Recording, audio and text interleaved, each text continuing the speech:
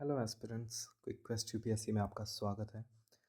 हमारा ये इनिशिएटिव है जिसमें हमने साल भर का पॉलिटी का जितने भी न्यूज़ कवर कर सकते थे हमने वो कर लिया है। प्लस हमने ये भी इंश्योर किया है कि जितने भी करंट अफेयर के मैगजीन्स मार्केट में हैं हम उनको भी एक तरह से समरी बना के आपको दे पाएँ, ताकि कम से कम आपका जो फोमो है विथ रिस्पेक्ट टू मैंने न्यूज़ नहीं पढ़ा, मुझे करंट अफेयर नहीं पता है एंड ये ख़त्म हो जाए। एक काम और करेंगे, जब हम टॉपिक बता रहे होंगे हम उसके रिलेटेड जो चीज़ें आपको पता होनी चाहिए वो भी थोड़ा नैरेट कर देंगे, ताकि आपको उस सब्जेक्ट्स के इन आउट्स के बारे में आइडिया हो जाए। ठीक है, तो चलिए शुरू करते हैं। हमारा सबसे पहला टॉपिक है पुणे पोशा केस। मुझे लगता है ऑलमोस्ट हम सब ने ये केस सुना होगा, जिसमें एक ड्रंक लड़का है जो कि जुवेनाइल है। जुवेनाइल उस बच्चे को कहते हैं जो 18 साल से छोटा होता है। ठीक है, अब उस बच्चे ने रैश ड्राइविंग की और उसने रोड पे चल रहे दो लोगों को मार डाला। तो हमारे कानून में ऐसे केसेस को कैसे डील किया जाता है हम उसके बारे में समझने वाले हैं। ठीक है, तो उसके लिए हमारे पास एक एक्ट है जिसको कहा जाता है जुवेनाइल जस्टिस एक्ट। ठीक है, ये उन बच्चों के लिए होता है जो 18 साल से कम के होते हैं, और क्योंकि इन्होंने गलती कर रखा होता है इनके लिए एक खास टर्म यूज़ किया जाता है जिसे कहते हैं चिल्ड्रन इन कन्फ्लिक्ट्स। ठीक है, children in conflict with law.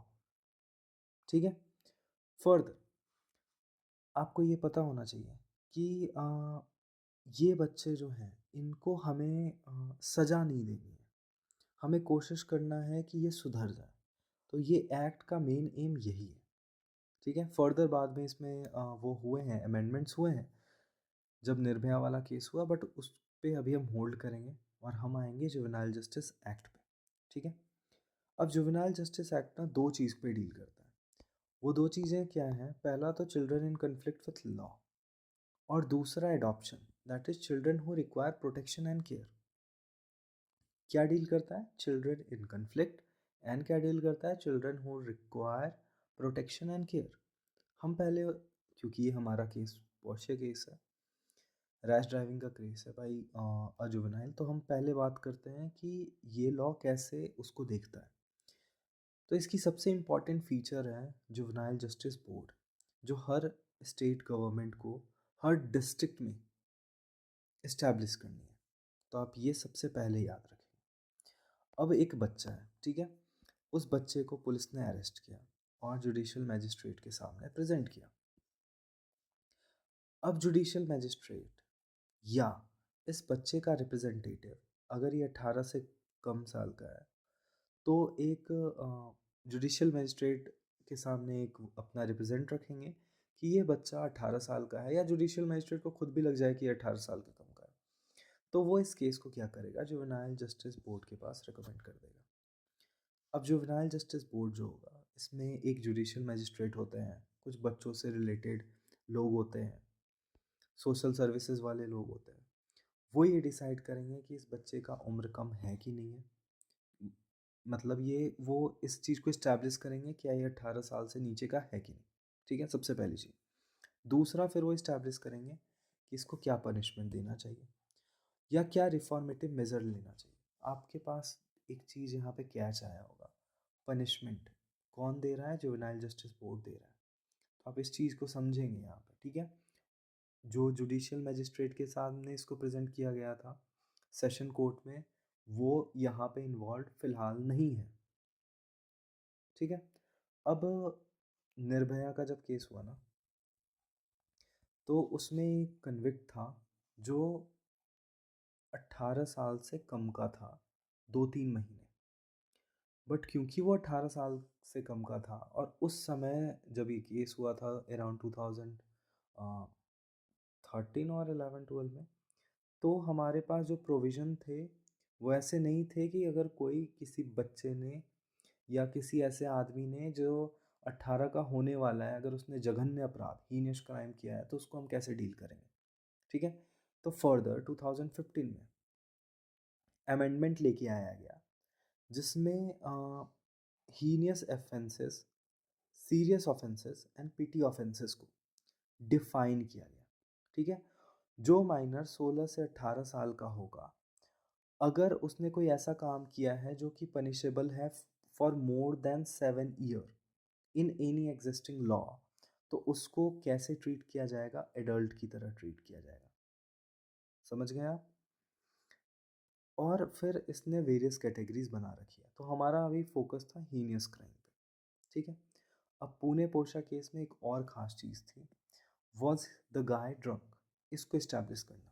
तो आपने यूजुअली देखा होगा कि पुलिस हमें बोलती है कि ड्रंक एंड ड्राइव वाले जब वो चेक करते हैं, तो दे आस्क, उनके पास एक ब्रेथ एनालाइज़र होता है, किसमें फूको, उसमें किस केमिकल का इस्तेमाल होता है, ये पीसीएस, जेकेपीएससी ने और बीपीएससी ने ऑलरेडी पूछ रखा है।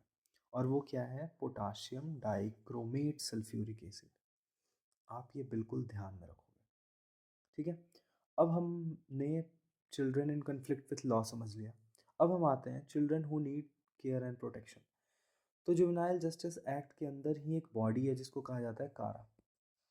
कारा का फुल फॉर्म क्या है? Central adoption resource authority. ये एक स्टैट्यूटरी बॉडी है जो इसी जुवेनाइल जस्टिस एक्ट के अंदर बनाई गई है। और ये क्या देखता है? ये देखता है एडॉप्शन, ठीक है? अब हम देखेंगे एडॉप्शन के फीचर्स, ठीक? तो सबसे पहला इंडिया में जो लॉ है एडॉप्शन को लेके, वो इस तरह से है कि एक फॉरेन नेशनल भी यहाँ के बच्चे को एडॉप्ट कर सकता है। क्यों? क्योंकि India is a signatory to एक convention on child protection and inter country adoption cooperation. तो ऐसा कहीं नहीं है कि यहाँ के बच्चे को बाहर के नेशनल एडॉप्ट नहीं कर सकते हैं, वो बिल्कुल कर सकते हैं, ठीक है? अब जुवेनाइल जस्टिस एक्ट ने बोला कि हमने एक बॉडी बनाई है जिसका नाम है चाइल्ड वेलफेयर कमिटी। ये क्या करेगी? ये स्टेटस प्रोवाइड करेगी लीगली फ्री चिल्ड्रंस का। और फिर ये लीगली फ्री चिल्ड्रन इनरोल होंगे कारा के साथ, और कारा प्रोसेस इनिशिएट करेगा इनके एडॉप्शन का, व्हेन तुम्हारे मेरे जैसे लोग अगर एडॉप्शन के लिए जाते हैं, ठीक है? तो कौन वो लोग हैं जो अडॉप्ट कर सकते हैं? एक बहुत अच्छी फीचर इसमें ये है कि male female irrespective of their marital status adopt कर सकते हैं, ठीक है? सबसे पहले ये चीज़ आपको याद रखनी है। अब इसके अंदर 4-5 इंपॉर्टेंट पॉइंट्स हैं। वो सबसे पहले इंपॉर्टेंट पॉइंट ये है कि अगर किसी कोई पेरेंट है जो अडॉप्ट करना चाहता है, तो एक फिज़िकल, मेंटल और इमोशनल स्टेबिलिटी उसमें होनी चाहिए, ठीक है? और उसके पास एक फाइनेंशियल कैपेसिटी होनी चाहिए कि वो इस चाइल्ड को रेज़ कर सके। एक बहुत जेनरिक पॉइंट, ठीक है? ये आपको हमेशा याद रहेगा। दूसरा, अगर कोई मैरिड कपल है, तो उनका कम से कम 2 साल का स्टेबल रिलेशनशिप रहा हो, ठीक है? अगर कोई सिंगल फीमेल जाके अडॉप्ट करना चाहती है, तो वो भी कर सकती है, और वो किसी भी जेंडर के बच्चे को अडॉप्ट कर सकती हैं, बी इट बॉय और गर्ल, ठीक है? लेकिन अगर कोई सिंगल मेल अडॉप्ट करने जा रहा है, तो वो बस बॉय को अडॉप्ट कर सकता है, ठीक है? बहुत जेनरिक पॉइंट्स हैं। एक लास्ट पॉइंट ये है कि जो पेरेंट्स होंगे जो अडॉप्ट करने जा रहे हैं, और उस बच्चे का जो एज डिफरेंस हो, वो कम से कम 25 साल का हो, ठीक है? इसमें हमने क्या पढ़ा? इसमें हमने पढ़ा juvenile justice act. Juvenile justice act क्या बोलता है? Child in conflict with law. दूसरा, child who need care protection. Child in conflict with law में इन्होंने जुवेनाइल जस्टिस बोर्ड्स का गठन किया है, जो फिर इनके इलेबोरेट प्रोविज़न के तरह बच्चों को रिफॉर्मेटिव प्रोसीजर करके उनको करेक्ट करते हैं। उसी तरह से दूसरी तरफ child who need protection and care, कारा का गठन हुआ है, सीडब्ल्यूसी का गठन हुआ है, जो एडॉप्शन प्रोसेस को स्ट्रीमलाइन करता है, ठीक है? ये समझ में आ गया? नेक्स्ट टॉपिक की तरफ आगे बढ़ते हैं, और नेक्स्ट टॉपिक है हमारा गुजरात में गेम खेलने वाली जगह पे, गेम मतलब computer games, gaming centre Rajkot में आग लग जाती है। अब हमें ये समझना चाहिए कि अगर गवर्नेंस की हम बात करें, तो फायर मैनेजमेंट को कौन देखता है, ठीक है? और हम यहाँ पे नहीं रुकेंगे। हम इस टॉपिक के में जब हम फायर मैनेजमेंट को पढ़ेंगे और इस टॉपिक को सुनेंगे, तो हम अपने अर्बन लोकल बॉडीज़ को भी रिविज़न कर लेंगे बहुत तेज़ी से, ठीक है? आपको फर्दर एक बार लक्ष्मीकांत पढ़ना पड़ेगा, उसका कोई सब्स्टिट्यूट नहीं है। बट एक बार हम यहाँ पे रिविज़न कर लेते हैं।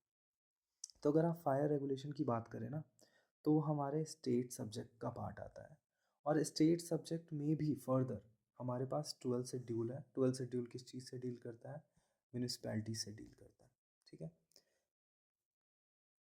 ये एक जेनरिक पॉइंट था। अब आपको ये चीज़ पता होनी चाहिए कि ये जो 12th शेड्यूल आया है, ये 12th शेड्यूल किस अमेंडमेंट एक्ट से आया है? तो ये 74th कॉन्स्टिट्यूशनल अमेंडमेंट एक्ट से आया है।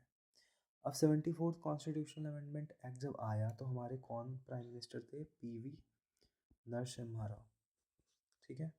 मैं चाहता हूँ कि आप एक बार पंचायती राज और अर्बन लोकल बॉडीज़ को लक्ष्मीकांत से रिवीजन कर लें, ठीक है? अब इस 12th शेड्यूल में कितने सब्जेक्ट्स हैं? 18 सब्जेक्ट्स हैं। ये आपको पता होना चाहिए कि 18 सब्जेक्ट्स हैं, ठीक है? अब इसको याद करना ना कोई रॉकेट साइंस है नहीं, क्योंकि UPSC just to check the logic वो पूछ लेता है। अब आपको बस सिंपल सोचना है कि एक अर्बन एमिनिटीज़ में आपको कैसी फैसिलिटीज़ चाहिए, क्या क्या चाहिए होगा आपको, सोचिए। आपको अर्बन प्लानिंग चाहिए होगा, आपको लैंड यूज़ का रेगुलेशन चाहिए होगा, आपको बिल्डिंग कंस्ट्रक्शन के लिए परमिशन वगैरह लेनी होती होगी, road and bridges, water supply, public health, sanitation, urban forestry, environment, slum improvement. तो बहुत ही जेनरिक पॉइंट है, अगर आप एक बार इसको समझ लेते हैं तो आपका यहीं से लॉजिक बन गया, इसके बाद आपको इसको पढ़ने की ज़रूरत नहीं है, ठीक है? अब अ, हमारे जो इंडस्ट्रियल एरियाज़ हैं, वहाँ पे बहुत जो बिल्डिंग बन रहे हैं, क्या वो सेफ्टी प्रोसीजर को लेके बन रहे हैं कि नहीं बन रहे हैं? उसके लिए गवर्नमेंट ऑफ इंडिया ने नेशनल बिल्डिंग कोड लाया, ठीक है? अब नेशनल बिल्डिंग कोड जो है, वो आपका बीआईएस बताता है कि ये कोड्स हैं जो आप जब बिल्डिंग बना रहे हो, आप इंडस्ट्रियल बिल्डिंग बना रहे हो, आप कमर्शियल बिल्डिंग बना रहे हो, तो ये ज़रूरत है, ये आपको सेफ्टी प्रोसीजर रखने हैं, वेरियस सेफ्टी प्रोसीजर रखने हैं, वो ये बताता है। और एक चीज़ इम्पॉर्टेंट है कि स्टेट गवर्नमेंट के लिए ये मैंडेटरी है कि वो जब अपने, क्योंकि आपको ये समझ में आ गया ना कि ये चीज़ें तो लोकल बिल्डिंग बायलॉज में भी आ सकती हैं। तो जब स्टेट गवर्नमेंट अपनी बायलॉज बनाए तो इसके प्रोविज़न को इनकॉर्पोरेट करें, ठीक है? हमने फायर रेगुलेशन से चीज़ें पढ़ ली, हमने म्यूनिसिपैलिटीज़ के बारे में ऊपर ऊपर से पढ़ लिया। अब हम आते हैं अर्बन लोकल गवर्नेंस और अर्बन लोकल बॉडीज़ पे जो काम करती हैं, ठीक है? उनमें सबसे पहला जो आता है वो है म्युनिसिपल कॉरपोरेशन। ये एक स्टेट के एक्ट द्वारा इस्टेब्लिश किया जाता है। कहाँ के लिए इस्टेब्लिश किया जाता है? जहाँ पे पॉपुलेशन 10 मिलियन से ऊपर हो। इसके 3 बॉडी होते हैं। सबसे पहला काउंसिल, फिर कमिटी और कमिश्नर। 3C।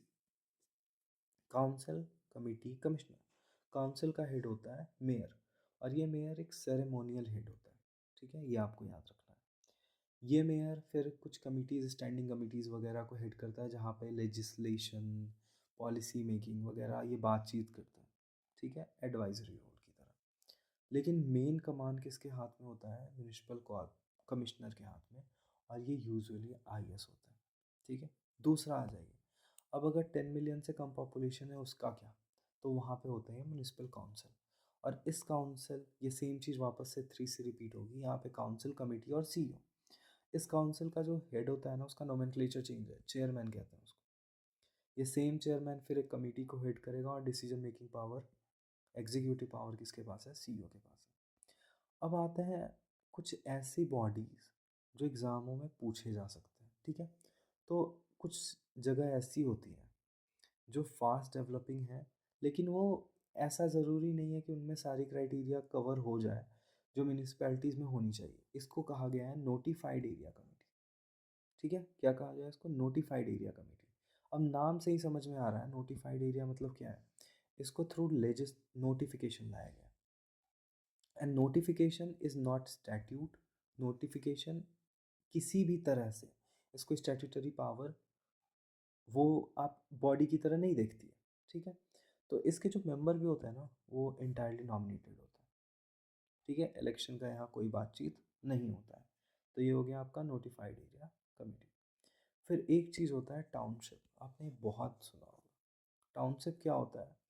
जो आपके इंटरप्राइजेज़ हो गए, जो आपके पीएसयूज़ हो गए, वो अपने स्टाफ्स के लिए जो सिविल एमिनिटीज़ प्रोवाइड कराता है, उसको टाउनशिप कहते हैं। और उस टाउनशिप को एडमिनिस्टर करने के लिए टाउनशिप एडमिनिस्ट्रेटर्स होते हैं। बट ये जो लोग होते हैं, ये इलेक्टेड नहीं होते हैं।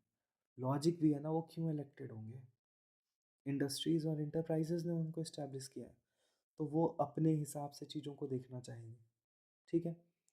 फर्दर जो इम्पोर्टेंट है वो है कैंटोनमेंट बोर्ड। कैंटो अभी तक हमने ये पढ़ा ना, अर्बन लोकल बॉडीज़, ये चीज़ें किसके अंदर आती हैं? स्टेट्स के अंदर आती हैं।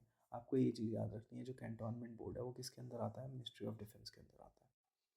और इसको कौन रेगुलेट करता है? इसको सेंट्रल गवर्नमेंट रेगुलेट करती है।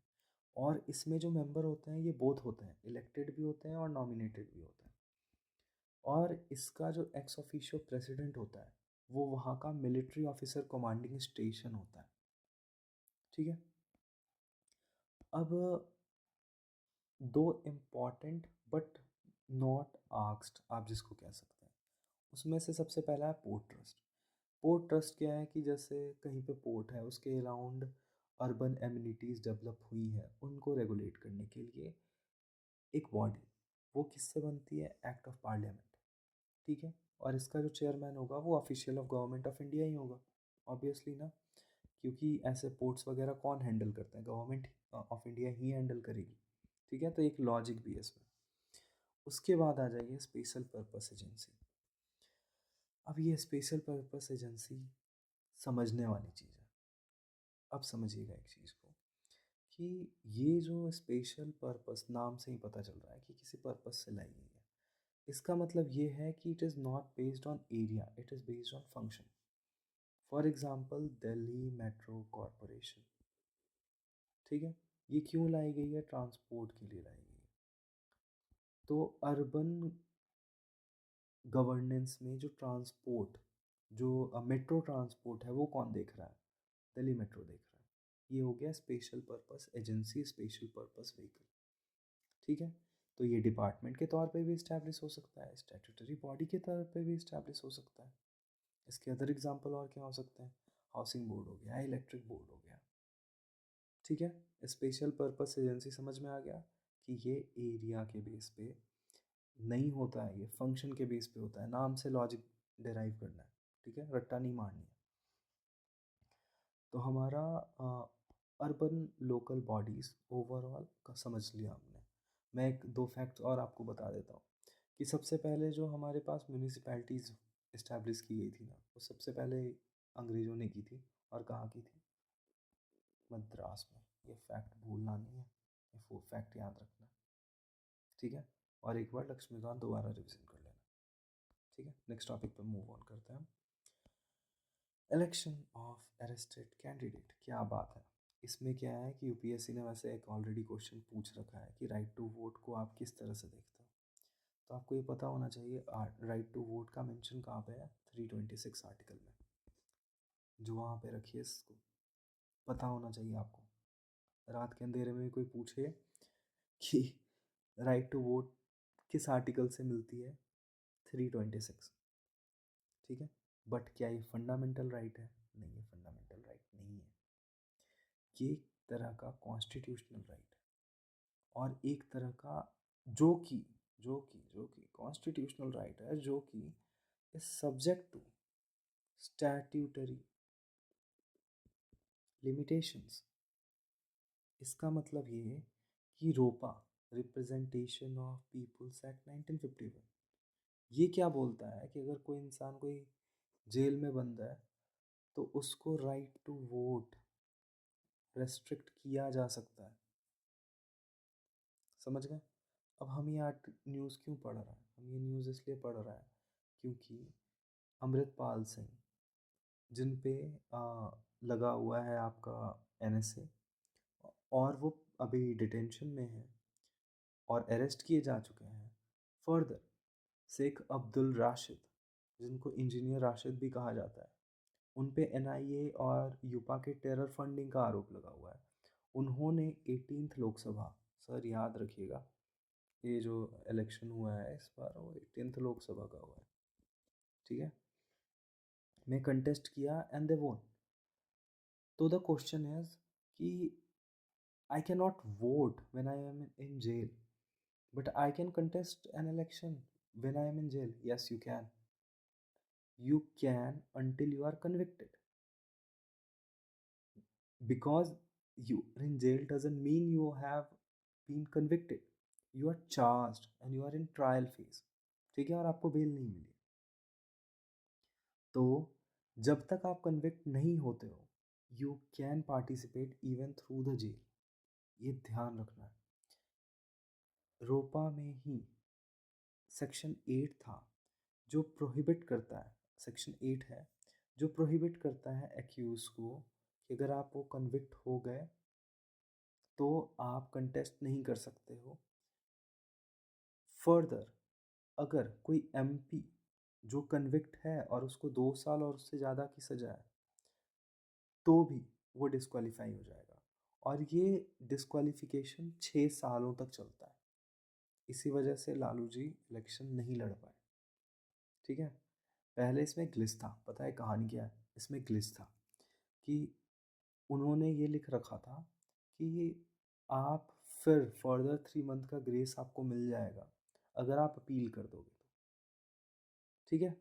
लिली थॉमस केस 2013 का सबसे famous case, Lily Thomas case, उसने बोला कोई ग्रेस नहीं मिलेगा।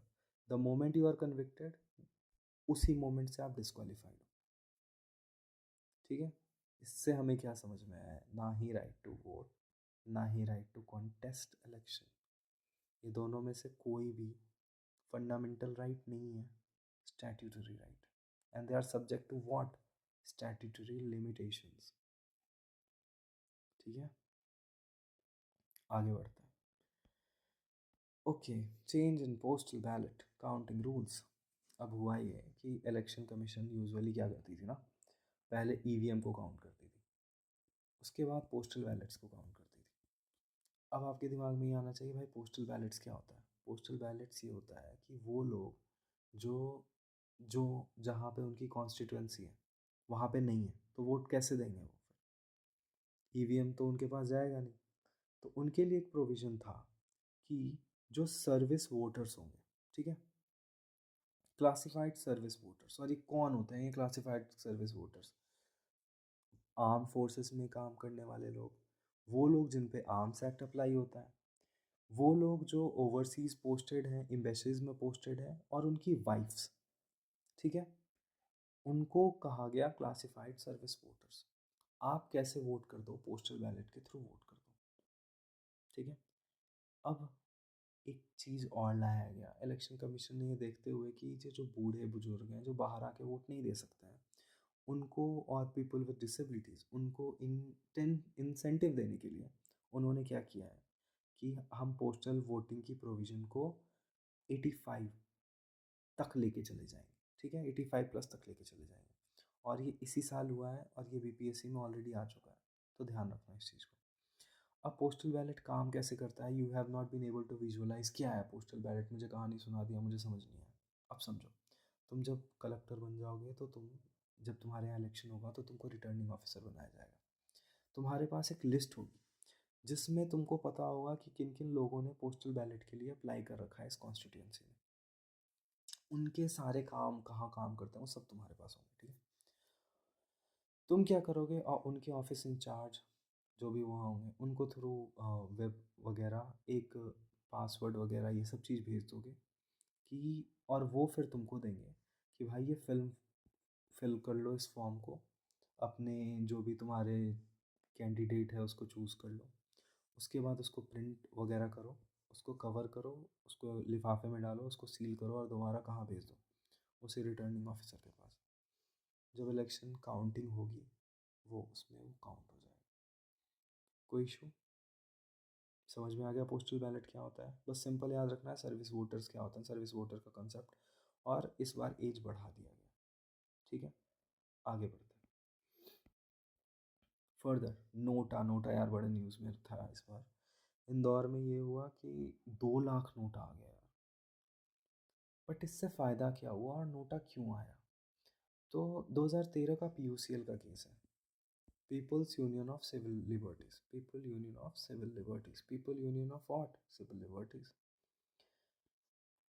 सुप्रीम कोर्ट ने इसने कहा कि राइट टू चूज अगर हमारे पास है तो हमारे पास राइट टू रिजेक्ट भी होना चाहिए। हमारे पास ये भी होना चाहिए कि हम इनमें से किसी को भी पसंद नहीं करते। और ये हमारा आर्टिकल 19 के तहत freedom of speech and expression के तहत देखा गया। ठीक है। तो 2013 के इलेक्शन में ही, असेंबली इलेक्शन जहाँ जहाँ कुछ राज्यों में हुए, नोटा इंट्रोड्यूस कर दिया गया। बट दिक्कत ये है ना नोटा के साथ, अगर नोटा को सबसे हाईएस्ट वोट्स मिल भी जाते हैं तो जो कैंडिडेट होगा ना, जो सेकंड हाईएस्ट वोट लेके आएगा, वो जीत जाएगा। ये क्वेश्चन करती है कि क्या फिर नोटा इतनी इफ़िशिएंट है या नहीं। तुमको प्रीलिम के लिए बस एक चीज़ याद रखनी है कि नोटा तुम्हारे आर्टिकल 19 को एक्सप्रेस करने में मदद करता है। ठीक है, आगे बढ़ते हैं। अब 18th लोकसभा, ठीक है, ये क्या हो गई, हम सबको पता है, एक कोलिजन गवर्नमेंट। किसी को मेजोरिटी नहीं मिली। अब किसी को मेजोरिटी नहीं मिली तो कुछ स्टेट्स में जो रीजनल पार्टी थी उसकी मदद लेके, जो आपकी जो पार्टी है जिसने सबसे ज़्यादा सीट लिया है, उसने सरकार बनाया। ठीक है। तो इसमें ये हुआ ना कि अब फॉर एग्जांपल नीतीश कुमार हो गए, चंद्रबाबू नायडू हो गए, अब ये बहुत बड़ा रोल प्ले कर रहा है नेशनल पॉलिटिक्स में। तो वापस स्पेशल कैटेगरी स्टेटस, वैसे इन स्टेटस, इन ये स्टेटस जो है इसकी डिमांड इन स्टेट्स में बहुत पहले से है। ठीक है। तो ये वापस रीसरफेस हो गया। तो why we are saying resurface हो गया, इसलिए क्योंकि क्या कह रहे हैं ये 14th फाइनेंस कमीशन, जो कि 2015 और 2020 तक रिकमेंड, जिसके टीओआर ने रिकमेंड किया था, उसने बोला कि अब हमें स्पेशल कैटेगरी स्टेटस की कोई ज़रूरत, ऑफ स्टेट्स की कोई ज़रूरत नहीं है। ठीक है। तो उसने इसके चीज़ को सीधा कंटिन्यू कर दिया। ठीक है। तो रिसरफेस हो रहा है दोबारा। तो हमें क्या जानने की ज़रूरत है, हमें ये जानने की ज़रूरत है कि ये आया कब था। ये 1969 में। ठीक है। फिफ्थ फाइनेंस कमीशन ने आया था उन स्टेट्स को असिस्ट करने के लिए। अब ये चीज़ ध्यान रखना, अगर ये समझ गया ना logic, severe economic and geographical disadvantage, ये तुम्हारे जुआ पे आ जाएगा। अब सीवियर इकोनॉमिक और जोग्राफिकल डिसएडवांटेजेस वाले स्टेट क्या हो सकते हैं, जहाँ पे हिल टेरेन हो, जहाँ पे ज़्यादा पॉपुलेशन डेंसिटी ना हो और जो पॉपुलेशन हो वो ट्राइबल हो, या जो स्ट्रैटेजिक लोकेशन पे हो या बॉर्डर पे हो। तीन चीज़ ज्योग्राफिकल डिसएडवांटेज या उससे समझ लो। अब सीवियर इकोनॉमिक डिसएडवांटेज का मतलब क्या, वहाँ पे इकोनॉमिक इंफ्रास्ट्रक्चर बैकवर्डनेस देखने को मिले, या वहाँ पे non viable nature of state finances देखने को मिले। क्लियर। तो ये क्राइटेरिया हुआ करता था। अब इसमें क्या होता है, सेंट्रल असिस्टेंस 90% मिलते थे, ग्रांट्स 10% फिर लोन्स पे भी मिल जाते थे। तो स्टेट ये चाहती हैं, बट हमारा अभी प्रेजेंट स्टेटस ये है कि 14 फाइनेंस कमीशन ने इसको डिसकंटिन्यू करा दिया है। क्यों करा दिया है, क्योंकि पहले जब स्टेट की जो डिवॉल्यूशन ऑफ फंड थी ना, वो अराउंड 30-32% थी। 14th 15th फाइनेंस कमीशन जो है उसने इसको बढ़ा के 42 और 41% कर दिया। ठीक है। तो उसने बोला आप अपने नेट प्रोसीड्स को बढ़ा रहे हो तो अभी इसकी ज़रूरत नहीं है। क्लियर। बढ़ते हैं आगे। हाँ, यहाँ से टॉपिक है आपका स्पीकर, डिप्टी स्पीकर और स्पीकर प्रोटेम। ये तीन स्पीकर, ये जो टॉपिक है ये आपको समझने की ज़रूरत है। और ये इसलिए भी समझने की ज़रूरत है क्योंकि ये तीनों इस साल लोकसभा के इलेक्शन में हमारे स्पीकर रिपीट हुए। डिप्टी स्पीकर जो थे वो 17th लोकसभा में कोई था ही नहीं, बनाया ही नहीं गया था। ठीक है। और स्पीकर प्रोटेम एक कंसेप्ट है जो आपको समझ में होना चाहिए, आपको पता होना चाहिए। ठीक है। तो स्पीकर क्या है, ऑब्वियसली एक बहुत इंपॉर्टेंट पार्लियामेंट्री डेमोक्रेसी में रोल प्ले करता है। इवन कोलिशन गवर्नमेंट में तो और भी बड़ा रोल प्ले करता है, क्योंकि अगर ये मौका नहीं देगा डिबेट का तो कन्फ्लिक्ट होने के चांसेस हैं। ठीक है। तो हमारे जो आर्टिकल है, आर्टिकल 93, ये मैंडेट करता है for election of speaker and deputy speaker. ठीक है। यहाँ ध्यान रखना, इलेक्शन ऑफ स्पीकर जो होता है वो प्रेसिडेंट देखता है, इसके डेट को फिक्स करता है, लेकिन डिप्टी स्पीकर का जो डेट होता है वो कौन फिक्स करता है? स्पीकर खुद। ये चीज़ पता होनी चाहिए आपको, ठीक है? अब स्पीकर के फंक्शन को समझ लो और डिप्टी स्पीकर के फंक्शन को समझ लो, और ये फंक्शन में कन्वर्जेंस है, ठीक है? तो तुम ये कहीं पे आता है तो इसको रिपीट भी कर सकते हो, ठीक है? अब वो क्या कन्वर्जेंस है? वो कन्वर्जेंस है कि ये डिकोरम ऑफ हाउस देखते हैं, ये एडजर्न कर सकते हैं, सस्पेंड कर सकते हैं हाउस की सिटिंग को। ये ये हो गया दो फंक्शन। अब स्पीकर के कुछ स्पेशल फंक्शंस हैं, for example joint sitting, article 108 के अंदर, 108 के अंदर कौन कर सकता है? स्पीकर कर सकता है। सीक्रेट सिटिंग के लिए बुला सकता है। और एक चीज़, अगर स्पीकर बैठा हुआ, इस ऑब्वियसली स्पीकर पार्लियामेंट में होंगे, he will not vote in first instance. इसका मतलब ये है कि जब तक टाइम नहीं होगा तब तक वो वोट नहीं करेंगे, ठीक है? और 10th शेड्यूल, जिसको डिफेक्शन भी कहता है, के अंदर जो एमपी का डिस्क्वालिफिकेशन होता है वो भी कौन देखते हैं? स्पीकर देखते हैं। और एक क्वेश्चन, ये क्वेश्चन बहुत इंपॉर्टेंट है, पता है क्या? क्या स्पीकर ने जिसे डिस्क्वालीफाई कर दिया, वो डिस्क्वालीफाई, वो मतलब वो सुप्रीम है, उसके आगे कुछ नहीं है? नहीं, सुप्रीम कोर्ट का जजमेंट है, पता है इसमें क्या जजमेंट है? कि जब डिस्क्वालिफिकेशन ऑफ एमपी स्पीकर सुन रहा होता है तो it acts as a tribunal, और क्योंकि वो ट्रिब्यूनल की तरह एक्ट करता है तो अपीलीय न्यायालय, अपील कहाँ आप कर सकते हैं? सुप्रीम कोर्ट के पास जाके। ध्यान रखिएगा ये चीज़ को। फर्दर स्पीकर कुछ कमिटीज़ हैं उसके हेड होता है, याद रखने का कीवर्ड बता देता हूँ, बर्ग। एग्ज़ाम के टाइम पे ना दिमाग अब पकाया होता है, कुछ याद नहीं आता है, तो सिंपल याद रखना है स्पीकर कौन कौन सी कमेटी में होता है? बिजनेस एडवाइजरी, रूल कमेटी और जनरल पर्पस कमेटी। रट लो इसको, बर्ग, ठीक है? अब आ जाओ डिप्टी स्पीकर पे। तालियों से स्वागत करो क्योंकि 18th में आए हैं, पहले नहीं थे। कौन बने हैं? थम्पी दुरई बने, AIMDA के से संबंध रखते हैं, ठीक है? 10th जो हमारा लोकसभा का सेशन था उसके बाद से अपोजिशन, ये कन्वेंशन सेट हो गया कि अपोजिशन वाले जो लोग होते हैं वहाँ से डिप्टी स्पीकर इलेक्ट होते हैं, ठीक है? ये पता होना चाहिए। वो डायरेक्ट पूछ देगा डिप्टी स्पीकर हमेशा से अपोजिशन से ही सिलेक्ट होते थे, नहीं, 10th के बाद से ऐसा कन्वेंशन सेट हो गया, ठीक है? एक चीज़ याद रखना कि इनका जो ऑर्डर ऑफ प्रेसिडेंस है ना, वो मिनिस्टर ऑफ स्टेट, जैसे कैबिनेट मिनिस्टर होता है ना, उसके नीचे मिनिस्टर ऑफ स्टेट्स होता है, ठीक है? वो मिनिस्टर ऑफ स्टेट्स के इक्विवेलेंट आता है और डिप्टी चेयरमैन ऑफ राज्यसभा के साथ आता है। ये असिस्ट करता है स्पीकर को जब स्पीकर का पोस्ट वैकेंट हो, स्पीकर नहीं हो, ठीक है? और ये खुद पार्टिसिपेट करेगा, जब स्पीकर होंगे तो he will participate in the debate, और ये अपना वोट भी देगा, ये ध्यान में रखना। और जब ये फंक्शन करेगा एज ए स्पीकर ना, ये चीज़ हमेशा याद रखना, तो ये कोई सबॉर्डिनेट पोस्ट नहीं है कि अगर ये स्पीकर की तरह एक्ट कर रहा था तो इसके कुछ फैसले आपको समझ में नहीं आए तो आप इसके खिलाफ अपील कर सकते हो, नहीं, कोई अपील नहीं होती है, ठीक है? डिप्टी स्पीकर में हमने नाम देख लिया, हमने ये समझ लिया कि ये 10th लोकसभा के बाद आया, हमने ये समझ लिया कि जब स्पीकर का सीट वैकेंट हो या वो एब्सेंट हो तो ये उनकी जगह को भरता है। इसी तरह से एक और चीज़ होती है, पैनल ऑफ चेयरमैन। अब जब दोनों नहीं होंगे ना तो ये क्या करते हैं, ये इलेक्ट कर लेते हैं 10-5 लोग को कि हम जब नहीं होंगे तो आप असिस्ट कर देना। बट एक चीज़ ये याद रखना, अगर स्पीकर और डिप्टी स्पीकर का पोस्ट वैकेंट है, वैकेंट, कोई है ही नहीं, तो ये पैनल ऑफ चेयर पर्सन होंगे भी नहीं। और जाके एक बार लक्ष्मीकांत पढ़ लेना, वो अच्छे से दिया हुआ। अब स्पीकर और डिप्टी स्पीकर जो है, इसमें से स्पीकर का जो पोस्ट है, स्पीकर अपने ऑफिस को कब तक होल्ड करता है? स्पीकर अपने ऑफिस को होल्ड तब तक करता है जब तक लोकसभा डिसॉल्व हो गई और उसके बाद जो फर्स्ट सिटिंग आई, तो उस फर्स्ट सिटिंग के इनिशियल फेज तक स्पीकर अपने पोस्ट को होल्ड करता है, ठीक है?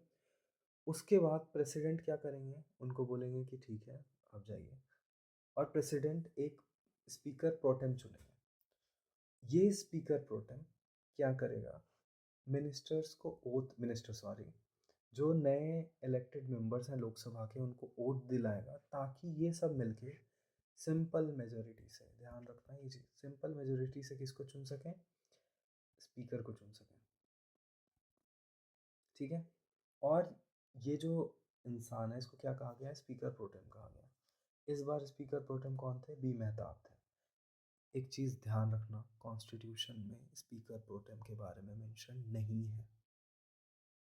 ठीक है, ये हमेशा ध्यान ध्यान में रखना। लेकिन जब ये स्पीकर प्रोटेम जो होगा वो पूरी तरह से रोल एंड रिस्पॉन्सिबिलिटी और किसकी ओढ़े हुए होगा, स्पीकर की तरह होगा, और उसके पास पावर भी स्पीकर वाला ही होगा। ठीक है, स्पीकर प्रोटेम भी हमने पढ़ लिया। प्रेसिडेंट इलेक्ट करते हैं इनको, ये याद रखना। ठीक है, और यही इनके ओथ को एडमिनिस्टर करता है। नेक्स्ट आते हैं हम, अनुसंधान नेशनल रिसर्च फाउंडेशन बिल 2023। अब क्या है ना, इंडिया में जो तुम्हारा GERD, GERD, gross expenditure on research and development, बड़ा कूल वर्ड है, याद रख लो, बोला करो ये, इज़ ओनली 0.7% ऑफ GDP। लेकिन अगर तुम डेवलप कंट्रीज़ की बात करो तो अराउंड 3% ऑफ GDP जाता है। अब रिसर्च इनोवेशन को पुश करने के लिए पहले एक बॉडी हुआ करती थी जिसका नाम था SCR। अब ये नहीं है तो तुमको जानने की ज़रूरत भी नहीं। ठीक है, इसको हटा के NRF, that is national research foundation, को इस्टेब्लिश कर दिया गया है। तो आप ये समझ गए NRF क्या है, कि स्टैट्यूटरी बॉडी है अंडर दिस बिल। इसके जो हेड हैं, इस बोर्ड के जो सबसे बड़े जो हेड हैं वो कौन है, प्रधानमंत्री। ठीक है, आप ये याद रखिएगा। उसके बाद इसके जो कमिटी के चेयरपर्सन है वो कौन है, वो है प्रिंसिपल सेक्रेटरी, साइंटिफिक एडवाइज़र जो होता है वो है इसके चेयरपर्सन। अब इसने क्या किया है ना, फंडिंग 50,000 करोड़ का एस्टिमेट लगाया कि हम ये लेंगे, उसके बाद हम फेलोशिप देंगे, फिर हम रिसर्च इंफ्रास्ट्रक्चर डेवलप करने की कोशिश करेंगे, हम पुश करेंगे हमारे यहाँ नेचुरल साइंसेस को के सब्जेक्ट्स में इनोवेशन, ह्यूमन साइंसेस में इनोवेशन पुश करेंगे। उसके लिए इन्होंने एक बजट बनाया है जिसमें 28% गवर्नमेंट शेयर से आएगा और 72% प्राइवेट से आएगा। तो UPSC डायरेक्टली पूछ देगा, ट्विस्ट कर देगा इसको, कि इसमें जो फंडिंग आएगी वो मेजरली गवर्नमेंट शेयर आएगी, नहीं वो प्राइवेट से आएगी। ठीक है, तो प्राइवेट इन्वॉल्वमेंट बढ़ जाएगा। अब प्राइवेट इन्वॉल्वमेंट क्यों इंपॉर्टेंट है, ये जो अभी मैंने बताया ना, GERD, gross expenditure on research and development, इसमें 0.3%, 0.7 में 0.3% हमारे स्टेट से ही आता है, मतलब हमारी गवर्नमेंट खर्च करती है।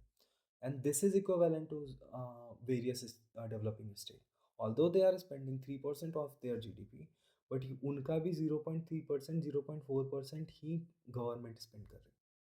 ठीक है, मतलब कमी कहाँ है, कमी है प्राइवेट इन्वेस्टमेंट की इन इनोवेशन। ठीक है, ये क्लियर हो गया। अब आप कुछ चीज़ें देख लो, ये ऊपर ऊपर से इम्पॉर्टेंट है, मेन चीज़ हमने ऑलरेडी कवर कर लिया है कि ये department of science and technology के अंदर आएगा।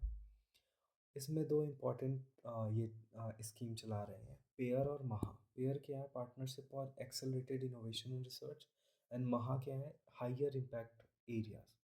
उन एरियाज़ में जो वहाँ पे, फॉर एग्जांपल क्या हो गई आपकी, क्वांटम हो गई, एट्सेट्रा हो गई, वहाँ पे।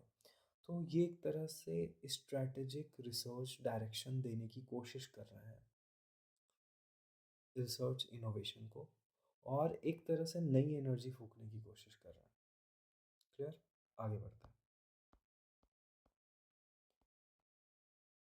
ये क्वेश्चन वैसे इस साल UPSC ने पूछ लिया है, रिपीट भी हो सकता है, बट आपको पता होना चाहिए कि representation of women in Lok Sabha act 2023 पास हुआ। क्यों इम्पॉर्टेंट है, क्योंकि हमारे पास अभी भी वुमेन रिप्रेजेंटेशन लोकसभा या पार्लियामेंट में बहुत ही कम है। आप मुझे बताइएगा कमेंट सेक्शन में कि कितना % चल रहा है, you can easily Google it. ठीक है, इवन ग्लोबल जेंडर गैप जो है ना, WEF का, वर्ल्ड इकोनॉमिक फोरम का, ध्यान रख लो, ये डायरेक्ट क्वेश्चन आ सकता है। ग्लोबल जेंडर गैप कौन निकालता है? वर्ल्ड इकोनॉमिक फोरम निकालता है। उसने 146 देशों में हमें 136 रैंक किया। ठीक है। अब इसको बेटर करने के लिए, पॉलिटिकल रिप्रेजेंटेशन बढ़ाने के लिए 106 कॉन्स्टिट्यूशनल अमेंडमेंट एक्ट पास किया गया पार्लियामेंट द्वारा, जिसने 1/3 of the total seat of Lok Sabha और स्टेट लेजिस्लेटिव असेंबली को वुमेन के लिए रिजर्व कर दिया गया, including SC and ST seats. ठीक है, तो उनके भी 1/3 जाने वाले हैं अब, ये ध्यान रखना। इसने 3 आर्टिकल को इंट्रोड्यूस किया। 330A लोकसभा के में रिप्रेजेंटेशन के लिए, 332A लेजिस्लेटिव असेंबलीज के लिए, और 239AA दिल्ली के लिए। अब एक चीज़ ध्यान रखना, राज्यसभा में कहीं वो नहीं है, की बात नहीं की गई है। फिर फर्दर लेजिस्लेटिव काउंसिल्स जो होता है, वहाँ पे भी बात नहीं की गई। ठीक है। अब इसके लिए नियम ये है कि जब सेंसस बन जाएगा ना, तो सेंसस के बेसिस पे इसको हम इम्प्लीमेंट करने वाला है। 18th लोकसभा में जो अभी जस्ट हुआ, उसमें हमारा कोई सेंसस नहीं था। सेंसस ड्यू है 2021 का, अभी तक हुआ नहीं है। तो चांसेस हैं कि 2029 का जब इलेक्शन होगा, तब तक सेंसस शायद कंप्लीट हो चुका होगा, और उस बेसिस पे फिर हम देखेंगे कि रिजर्वेशन मिला है कॉन्स्टिट्यूंसीज के बेस पे। ये 15 साल चलेगा और फिर एक्सटेंड भी किया जा सकता है। और इस दौरान डिलिमिटेशन कर कर के रोटेशन किया जाएगा सीट्स का। ठीक है, तो representation of women in Lok Sabha act आपका यही समाप्त होता है। ठीक है, क्या क्या पढ़ लिया हमने? 106 कॉन्स्टिट्यूशनल अमेंडमेंट, सबसे इंपॉर्टेंट फैक्ट तो यही हो गया। फिर हमने पढ़ा कि 1/3 है, इंक्लूडिंग SC ST सीट साथ में है। फिर हमने ये भी पढ़ा कि सेंसस जब आएगी तब आएगा, अभी नहीं आया है। हमने ये पढ़ा कि 15 साल के पीरियड के लिए जब आएगा तो तब चलेगा, रोटेशन ऑफ सीट्स होंगी। ठीक है, लोकसभा के लिए आया है, लेजिस्लेटिव असेंबली के लिए आया है, और NCT ऑफ दिल्ली के लिए आया है। आगे बढ़ता है। 16th फाइनेंस कमीशन का गठन होता है, और इसके चेयरमैन कौन बनाए गए हैं? अरविंद पानाग्रिया। अब आपको पता होना चाहिए, article 280 of the constitution provide for finance commission, और फंक्शन तो भाई आपको रटा होना चाहिए। फंक्शन क्या है इसका? फंक्शन इसका सबसे पहला फंक्शन है नेट प्रोसीड्स का distribution between centre and states. फिर फर्दर क्या प्रिंसिपल होंगे जो इन नेट प्रोसीड्स को डिफाइन करेंगे कि ये सेंटर और स्टेट में बटे, और फिर ऑगमेंट करना है स्टेट के लोकल बॉडीज़ वगैरह के फाइनेंसेस को। ये फंक्शन आपको पता होना चाहिए। और क्या पता होने चाहिए आपको? फर्स्ट चेयरमैन पता होने चाहिए कौन थे। He was KC न्योजी। रट्टा मार लो ये। ठीक है। लेकिन अभी जिस पीरियड में है हम, क्योंकि ये जो आया है ना 16 फाइनेंस कमीशन, ये 2026 से लेके 2031 तक के लिए आया है। अभी जिसमें हम उसको 15th फाइनेंस कमीशन कहा जाता है। ठीक है, अब इसमें आपको एक बेसिक चीज़ समझा देता हूँ। वर्टिकल डिवोल्यूशन और हॉरिजॉन्टल डिवोल्यूशन। वर्टिकल डिवोल्यूशन में का मतलब ये होता है कि सेंटर कितना रखेगा और स्टेट कितना रखेगा। तो सेंटर और स्टेट के डिवीजन है वो रखा गया है कि 41% सेंटर रखेगा। ठीक है, ये हो गया वर्टिकल डिवीजन। अब हॉरिजेंटल डिवीजन डिवोल्यूशन क्या हुआ कि इतने जो स्टेट्स हैं, इनमें कैसे पैसे बांटे जाए, किस बेसिस पे इनको पैसा दिया जाए। बिहार को ज़्यादा क्यों दिया जाए, तमिलनाडु को कम क्यों दिया जाए, या तमिलनाडु को इतना क्यों दिया जाए, कर्नाटका को इतना क्यों दिया जाए। उसके लिए इनके पास एक फार्मूला लाया गया है। ठीक है, मैं कैसे याद रखता हूँ? आईपैड। IPad FT। आई से इनकम डिस्टेंस, P से पॉपुलेशन, A से एरिया, D से आपका ओके मिस है यहाँ पे डेमोग्राफिक परफॉर्मेंस। ठीक है, F से फिर फॉरेस्ट कवर, और T से tax collection. Okay, demographic performances, population management. ठीक है, तो IPAD-FT आप ये याद रखिएगा, क्योंकि UPSC ने डायरेक्ट क्वेश्चन पूछ रखा है ऑलरेडी। बनाने की कोशिश कर लीजिएगा। ठीक है, आगे बढ़ते हैं। Right to information. ओके, तो राइट टू इन्फॉर्मेशन के साथ एक कहानी सिंपल ये है कि पेंडेंसी जो इंफॉर्मेशन कमिश्नर के पास है वो थोड़ी कम हो रही है, और इसको ministry of personnel public grievance and pension जो है वो सेलिब्रेट भी कर रहा है। इसमें कुछ चीज़ें हैं जो आपको आरटीआई के बारे में बिल्कुल पता होनी चाहिए कि आरटीआई जो है आपका, वो इस्टेब्लिश किसको कराता है? पीआईओज़ को। ठीक है? ये पीआईओज़ जो होता है, ये पब्लिक इंफॉर्मेशन ऑफिसर्स होते हैं। ये हर स्टेट और सेंटर गवर्नमेंट के डिपार्टमेंट्स में एक आपको इस्टेब्लिश करना है। इसको एक एक आदमी को अपॉइंट करना है जो पीआईओ होगा, जिसका काम है ऑगमेंट करना इंफॉर्मेशन, डिसेमिनेट करना इंफॉर्मेशन, प्रोएक्टिवली भी और व्हेन आस्क्ड। ठीक है? उसका काम है कि 30 दिन के अंदर अगर उससे कोई इन्फॉर्मेशन पूछता है तो वो इन्फॉर्मेशन वो दे दे।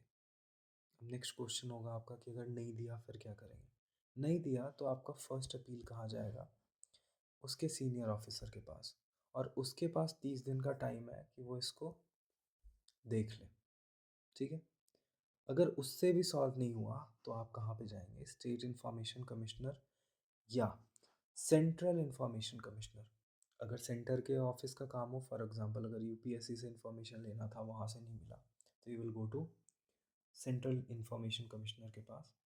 और अगर स्टेट के डिपार्टमेंट्स हैं तो आप स्टेट इंफॉर्मेशन कमिश्नर के पास जाओगे 90 दिन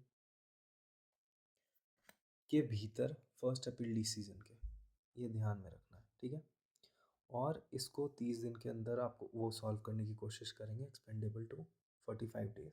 और वो जो भी डिसीजन देंगे वो बाइंडिंग होगा। ठीक है? अब गवर्नमेंट ने क्या किया, कुछ साल पहले इसमें चेंजेस लाए। पहले क्या होता था ना कि इनका टेन्योर फिक्स था 5 साल और 65 ईयर एज। अब ये चेंज हो चुका है। अब सेंट्रल गवर्नमेंट के हाथ में है कि ये डिसाइड करता है कि इनका टेन्योर कितना होगा और कौन बैठेगा। ठीक है? पहले क्या था, इनकी सैलरीज इलेक्शन कमिश्नर के इक्विवेलेंट थी। अब वो भी इन्होंने क्या किया है, सेंट्रल गवर्नमेंट ने बोला है कि हम डिसाइड करेंगे, तो डीलिंक कर दिया सीसी से। पहले क्या था कि ये सीसी चीफ इलेक्शन कमिश्नर और इलेक्शन कमिश्नर से लिंक थे, अब उसको भी डीलिंक कर दिया गया। तो यहाँ पे एक क्वेश्चन उठ गया उनके इंडिपेंडेंस को लेकर। ठीक है?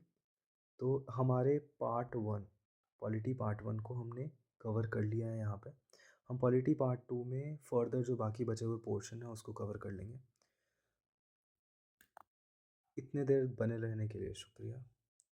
हम कोशिश करेंगे कि नेक्स्ट वाले में आपको और बेहतर कंटेंट दे पाएँ और आपका बेटर रिवीजन करा पाएँ, ताकि आपको पॉलिटी के करंट अफेयर को इस वीडियो के अलावा ज़्यादा देखने की ज़रूरत ना पड़े। ठीक है? Thank you.